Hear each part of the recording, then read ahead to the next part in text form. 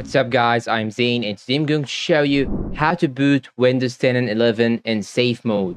Now first thing you should do is to simply go to your Windows icon right here and restart your PC. Now after appearance of the laptop logo, you can simply click on the power button right here like this, and you should do this method multiple times till you get a specific blue screen. So I'm gonna do it for multiple times till you find here this option, preparing automatic repair, or you can find a message that says diagnosing your PC. And after that, you will find a blue screen. I will show it to you right now. As you can see, diagnosing your PC. If you find one of these texts, this means that we are doing it properly. And after that, we'll show you here this page. And now what you should do is to simply head to advanced options right here. Then after that, you should go to troubleshoot, then go to advanced options. Then what you should do right now is to simply go to startup settings right here.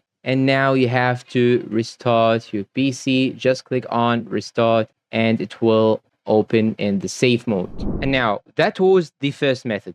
The second method is to use Windows installation media like DVD or USB. So what you should do actually is to enter the USB into your laptop or computer when it is turned off. And after that, you'll have to turn on your computer. And after that, you should click on the boot button, which will differ from a laptop to another. And I will leave you an image with the most popular brands for the laptops. And now you will have to navigate to the boot manager and select the USB device, then press enter. And now we should choose the keyboard or input method language, make it English, then click on next. And if you fail to boot from the USB, you may need to disable secure boot and enable USB boot from by settings. And after that, you will have to save the changes. Then after that, you should click on repair your computer. Then it will show you this blue screen. Click on troubleshoot, then choose command prompt.